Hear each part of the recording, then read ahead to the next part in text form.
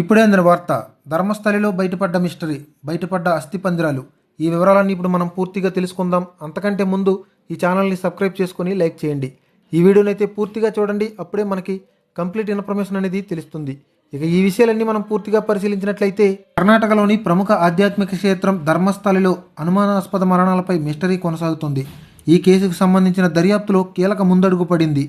శ్రీ క్షేత్ర సమీపంలోని అటవీ ప్రాంతంలో కొన్ని శవాలను పూడ్చిపెట్టానని ఒకప్పటి పారిశుద్ధ్య కార్మికుడు చూపించిన ప్రదేశాల్లో తవ్వకాలు జరుపుతున్న విషయం మనందరికీ తెలిసిందే. అయితే ఇందులో ఓ చోట గురువారం కొన్ని అవశేషాలను గుర్తించారు. ఇప్పటి వరకు ఈ కేసులో బయటపడిన తొలి ఆధారం ఇదే కావడం గమనార్హం. అయితే పారిశుద్ధ్య కార్మికుడి ఫిర్యాదు నేపథ్యంలో ఈ అనుమానాస్పద మరణాలపై రాష్ట్ర ప్రభుత్వం సిట్ ఏర్పాటు చేసిన సంగతి తెలిసిందే.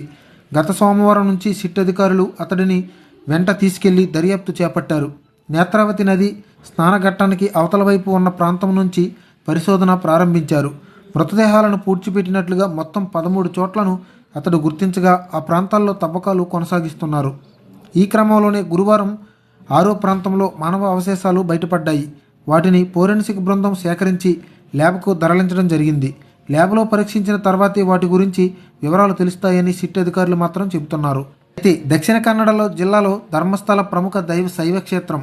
కర్ణాటక ప్రజలతో పాటు పొరుగు రాష్ట్రాల నుంచి కూడా ఇక్కడికి భారీగా వస్తుంటారు. గతంలో అక్కడ పనిచేసి వెళ్ళిపోయిన ఓ పారిశుద్ధ్య కార్మికుడు ఇటీవలే సంచలన ఆరోపణలు చేశాడు. 1998 నుంచి 2014 మధ్య ఇక్కడ అనేక మంది మహిళలు, యువతలు హత్యకు గురయ్యారని, వారి మృతదేహాలను తానే పూడ్చిపెట్టానని పోలీసులకు ఫిర్యాదు చేశాడు. అవన్నీ అనుమానాస్పద రీతిలో అదృశ్యమైన వారివని, లైంగిక దాడులకు గురి చనిపోయినట్లు అనుమానాలు ఉన్నట్లు పేర్కొనడం అందరినీ ఉలిక్కిపడేలా చేసింది. అయితే 2014 డిసెంబర్లో తమ కుటుంబంలోని ఒక యువతిని కొందరు లైంగికంగా వేధించడంతో తాము అజ్ఞాతంలోకి వెళ్ళిపోయామని ఆ వ్యక్తి చెప్పినట్లు సమాచారం.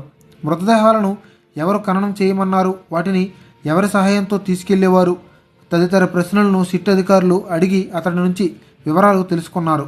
ప్రస్తుతం దీనిపై దర్యాప్తు కొనసాగుతుంది.